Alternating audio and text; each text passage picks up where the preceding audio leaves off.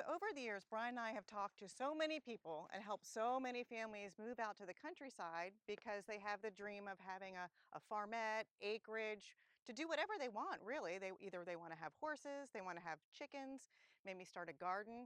Heck, a lot of people love just ATVs and shooting on their own property. But there are 5 things that we need to tell you that you need to look for before you do that, because we live the life, we understand it, and we want to make sure that you do too. Now, the first thing that you really need to know and keep in mind when you're looking for property is that all property is not created equal. For example, 5 acres is 5 acres, but 5 acres of usable land is very different. So if you're looking to have horses, for example, you need 5 acres of pasture. You don't need straight up hillside and forest. So there are some things that you really need to dive deep into because all land is not equal.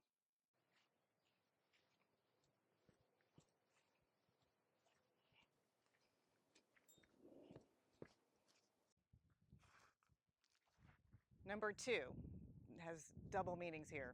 We're talking about number 2, septic systems, okay? When you are in the suburbs or in a neighborhood, you flush the toilet and it just goes out. You don't really have to worry about it. However, when you live on acreage, you're not going to be hooked up to that public water or the public sewer system. You are self-sustained, but that also means lots of responsibility and awareness. So right now, I'm standing on top of my distribution box. You'd never know it because it's underground, but that's where everything goes when you go, goes here, and then it goes out to the fields. It is very important that you are aware of how to maintain and actually where the locations are. For example, when Brian and I started digging the posts for this chicken coop, I said, oh my gosh, we are right in the direct line of where this goes out from our house. So we always keep our records in the house. I got the records out and I found out that, phew, I'm missing the sewer lines because that would have been really, really messy.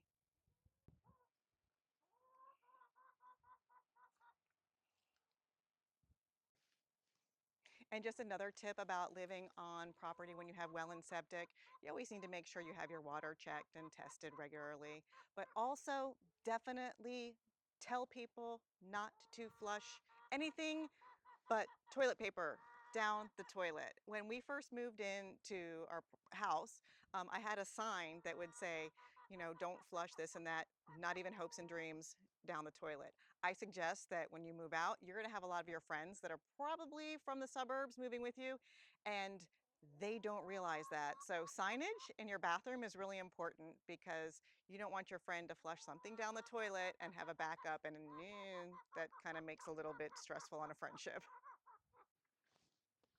Number 3, the handy dandy cell phone. Now listen, we all like peace and quiet, right? And if you're looking for property on land, you want to probably be a little bit left alone, but we are so accustomed to our phones and our internet that a lot of buyers forget to ask when they're looking at these houses out in the country, what kind of service is there or what kind of service is available. So it's really important that when you're out there, bring your phone, check your bars, and one of our favorite things that we've gotten is Starlink. We have it right on top of the roof. We run the whole house off of it. It works great. There maybe are going to be more options in the future, but it's not to say that if you don't have internet connected to the house that you're looking at and you really want that house, that Starlink isn't going to work for you. The person that lives there might not even have an internet service, believe it or not. There are people that do not have internet service. So you could be the first. And the first thing that I would check is Starlink, and you can go right onto a Starlink app and shoot it up at the sky and see what kind of signal you can get in the area. Okay, so let's talk HOA. Most people want to move out to the country because they want the freedom. They want to like do what they want when they want. That's not always the case. Even if you live on property with acreage, there are zonings, there can be HOAs, even if it's a large plat of land, and also there can be covenants, conditions, and restrictions. Those are the most common that run with properties on large acreage. And those covenants, those CCRs they're called, they can restrict the size of home, what you can do around the property, the style of home, whether you can put buildings, what type of animals you can have or have not, believe it or not. So it's very important when you're evaluating homes that you dive deep and make sure that you're finding out if they're HOAs, CCRs, and also any zoning restrictions for what you want to do with the property. Okay, number 5. I know Brian really wanted to do this point because boy, oh boy, does he love his tractor and his zero turn and all of his equipment. If you can't tell, he's a big Orange Guy fan, loves Kubota, and he can totally connect you with the right people should you want to move out to the country. But our last point that people often overlook is the expense of getting the proper equipment that you're going to need to maintain your land. Look, it takes a lot of time, energy, equipment, and that equates to money. So you need to make sure that you're budgeting properly, be smart about what you actually need to start off with. You know, we started off smaller, and then as actually we grew and grew and grew, and it's called chicken math. You get 1 chicken, then you get 3 chickens, then 3 chickens equals 6. You just double. And the same thing happens with equipment. You find out, oh, that wasn't good enough. I need something more. So you continue to add to your equipment shed. So don't forget about adding that into your budget when you're thinking about moving out to a property with acreage. And Brian would love to chat with you all about that.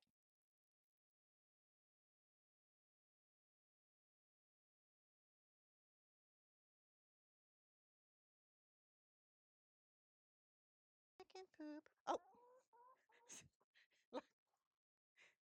somebody's feathers. Hello, Mama. Hello. Can I have some eggs? Oops, sorry. Oh, you got quite a few under there. Nice and warm. There is nothing like fresh eggs every morning. Let me tell you, you get addicted. That's why you end up with so many darn chickens. Okay, I'll leave you alone. Let me see over here. Oh, hi. Oh, you pushed all your stuff off. I need to fill that back up. Ooh. Okay, I'll leave you alone. Do not disturb.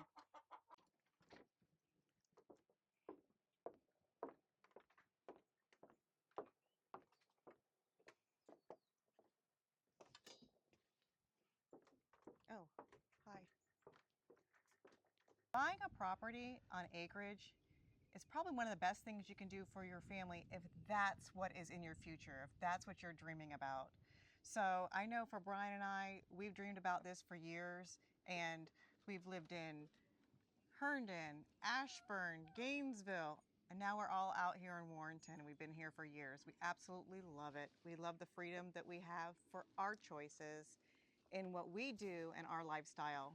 So everybody has a different plan for what you want to do. We would love to chat with you and see how we can help match you with what your dreams are, whether it's a legacy home, being that it's just a place where you buy that all of your kids can come home to on the holidays and that you can pass that down through the generations, or whether it's a farmette where you have horses and start with your chickens, where you have a place that you grow a vineyard.